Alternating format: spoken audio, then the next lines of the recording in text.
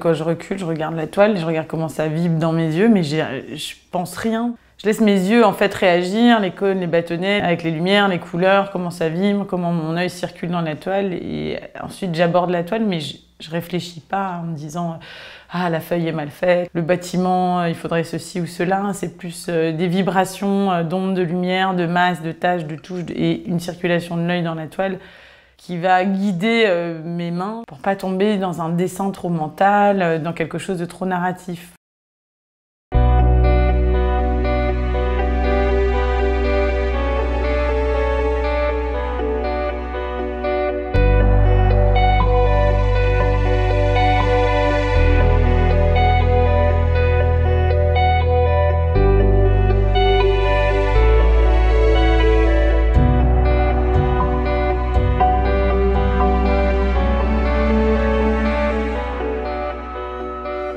À Avignon, dans mon atelier, on est dans le haut de l'atelier.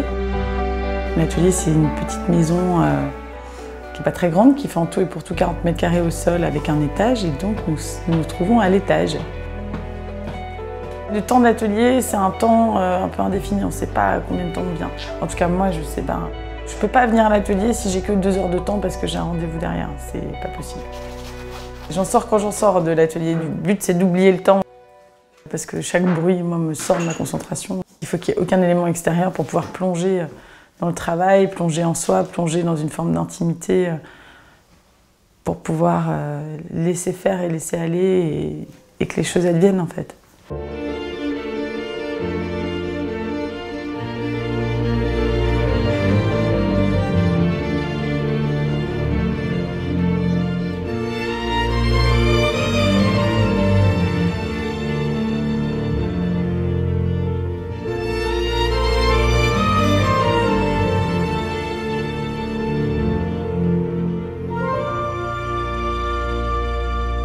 C'est vraiment une peinture de l'imprécis, hein. C'est pas de l'hyperréalisme au petit pinceau qui compte, c'est les taches et les touches qui se superposent et qui, les unes avec les autres, à force d'assembler ombre et lumière, avec le pouvoir lumineux de chaque teinte, fait que quand tu recules, ça prend forme. Il faut que l'œil puisse faire la pointe de loin et de près voir les détails de la peinture, c'est-à-dire les détails de la touche, pas les détails du personnage ou de la scène. En plus de passer du temps avec oncle Dave et dans mon petit laboratoire, poursuit Sax, j'ai commencé à passer du temps avec un autre frère de ma mère, oncle Abe. Il avait quelques années de plus que Dave et il était... L'angoisse, c'est pas la feuille blanche ou la page de la toile blanche. Mettre de la couleur dessus, c'est pas dur. C'est une fois qu'il y a de la couleur dessus, qu'il y a déjà une figuration qui approche, là, ça commence à devenir angoissant parce que on commence à se dire est-ce qu'on se loupe, il faut pas se louper, il faut que ça soit joli, il faut que ça marche. Et ça, c'est des pensées très parasitantes en fait et polluantes pour la création. Et avec Abe, de lumière froide. Je travaille pas mal au couteau, mais comme tu vois, c'est pour gratter la matière et la déplacer, c'est pas pour peindre au couteau comme on croit souvent que la peinture à l'huile est, quoi.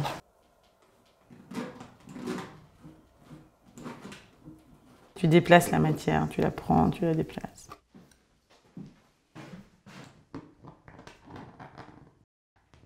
Vu que je suis en mouvement perpétuel de la peinture aussi, et elle vit, elle respire. Moi, ce que j'aime, c'est des toiles qui vivent, pas les toiles figées.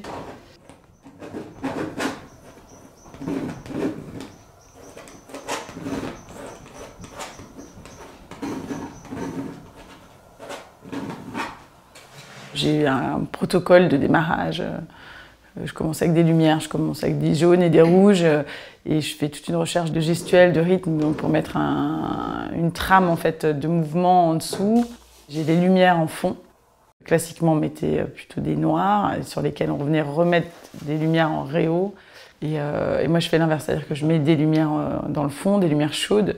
Comme ça, je peux rester ou dans les teintes chaudes et elles vibrent au chaud, ou aller dans les teintes froides et qui vibrent avec du chaud en dessous. Et vu que je regratte toujours ma peinture pour faire apparaître les couches d'en dessous, ça permet au jaune et rouge du dessous de ressortir. Ça fait que du coup, tu as la lumière qui vient un peu en rétroéclairage en fond de toile.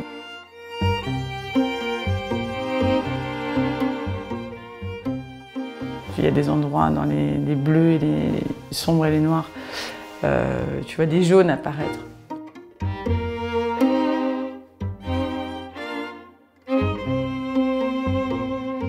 Comment j'ai rêvé ma vie d'artiste? En fait, c'est drôle, je n'ai jamais rêvé ma vie d'artiste, et c'est peut-être ça, en fait, l'histoire. J'ai jamais décidé d'être peintre.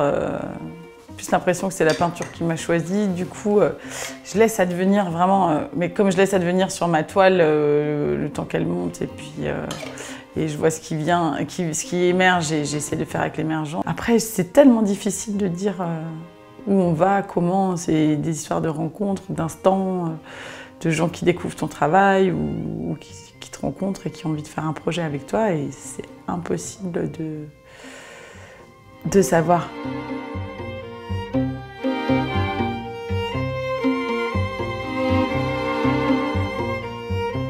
Quand d'une tâche tu te balades et tu poses la prochaine dans le même geste, l'œil peut suivre et il peut avoir une lecture empathique. L'empathie, c'est un mot qui a été inventé pour décrire la peinture à la base, pour suivre le chemin de la touche du peintre et de pouvoir ressentir avec lui. Elle émettait ensuite dans l'obscurité complète une lueur rouge orangée, semblable au rougeoiement d'une braise. C'est ce qu'on appelait alors un phospho. J'aime bien mettre des signes aussi dans la matière, hein, gratter dedans.